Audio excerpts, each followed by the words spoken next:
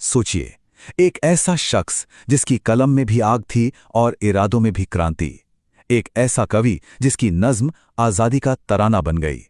आज हम कहानी जानेंगे उस क्रांतिकारी की जिसने इतिहास के पन्नों पर अपना नाम खून और स्याही दोनों से लिखा। तारीख थी 9 अगस्त 1925। जगह लखनऊ के पास काकोरी।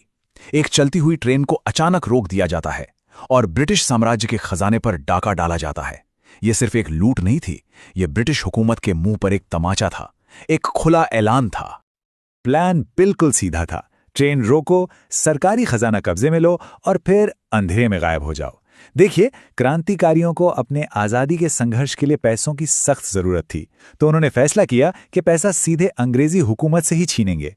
इस एक घटना ने सही मायनों में पूरे ब्रिटिश साम्राज्य को हिलाकर रख दिया था।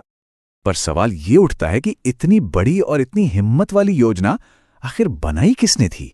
कौन था वो दिमाग जिसने इस पूरी कार्रवाई को रचा और अंजाम तक पहुंचाया? और उस मास्टरमाइंड का नाम था राम प्रसाद बिस्मिल। एक ऐसा नाम जो भारतीय स्वतंत्रता संग्राम में बहादुरी, जुनून और बलिदान का दूसरा नाम बन गया। वैसे उनका जन्म का नाम राम प्रसाद तिवारी था, लेकिन जब उन्होंने देश की आजादी के लिए अपनी पूरी जिंदगी कुर्बान करने का फैसला किया, तो उन्होंने एक नया नाम अपनाया, बिस्मिल। और यह सिर्फ एक नाम का बदलाव नहीं था, यह पूरी पहचान का बदलाव था।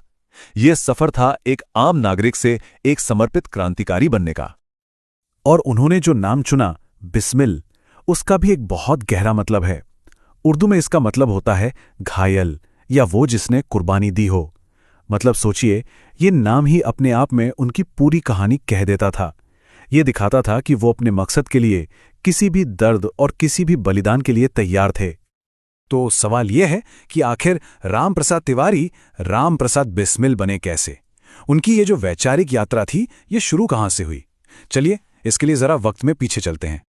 यह सफर शुरू होता है 1916 में, जब वो आर्य समाज के विचारों से बहुत प्रभावित हुए और आजादी के आंदोलन में कूद पड़े।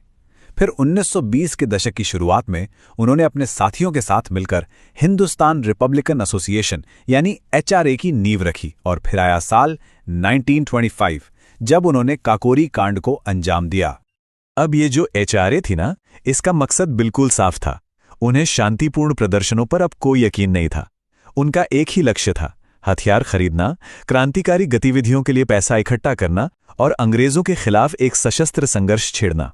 और रामप्रसाद बिस्मिल इस पूरे संगठन के मुख्य रणनीतिकारों में से एक थे। लेकिन जो बात बिस्मिल को सच में सबसे अलग और असाधारण बनाती है, वो ये है कि वो सिर्फ एक योद्धा नहीं थे। कहते हैं कि उनके एक हाथ में पिस्तल थी तो दूसरे हाथ में कलम, और दोनों में बराबर की ताकत थी। सरफरोशी की तमन्ना अब हमारे दिल में है, देखना है जोर कितना बाजुए कातिल में है। ये पंक्तियां, ये सिर्फ कविता नहीं थी, ये तो आजादी के दीवानों के लिए एक नारा बन गईं, एक युद्ध घोष। बिस्मिल ने इन शब्दों में वो आग भरी कि ये हर क्रांतिकारी की जुबान पर चढ़ गया। और उनकी कलम का जादू सिर्फ यहीं तक नहीं रुका था, वो एक बेहतरीन लेखक और अनुवादक भी थे। वो राम और अज्ञात जैसे कई अलग अलग नामों से लिखते थे ताकि अंग्रेजों को चकमा दे सकें और अपने क्रांतिकारी विचार ज्यादा से ज्यादा लोगों तक पहुंचा सकें। लेकिन काकोरी की उस साहसी घटना की एक बहुत बड़ी कीमत चुकानी पड़ी थी। चलिए, अब कहानी के उस हिस्से पर आते हैं जहां बलिदान की एक अमर गाथा लिखी गई।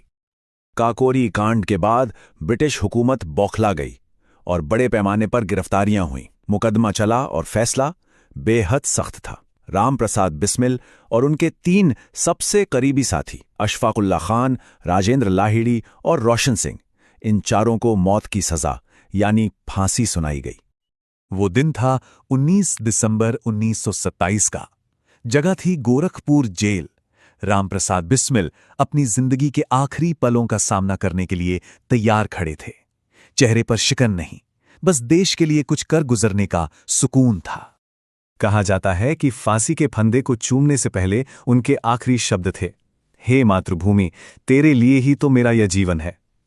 इन चंद शब्दों में उनका पूरा जीवन, उनका पूरा संघर्ष और उनका पूरा बलिदान सब कुछ समाया हुआ था। बिस्मिल तो शहीद हो गए, लेकिन उनकी विरासत हमेशा के लिए अमर हो गई। उन्होंने भगत सिंह जैसे न जाने कितने नौजवानों के अंदर आजादी की एक नई आग जलाई। उन्होंने ये साबित कर दिया कि एक क्रांतिकारी सिर्फ हथियार नहीं उठाता, वो विचारों से भी लड़ता है।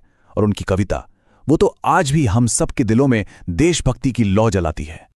तो अंत में ये सवाल जरूर सोचना चाहिए, एक ऐसे इंसान की कहानी जिसने एक सपने के लिए, एक आजाद भारत के सपने के लिए अपनी कलम और अपनी पिस्तौल दोनों से जंग लड़ी, उस कहानी के आज के दौर में हम सब के लिए क्या मायने हैं?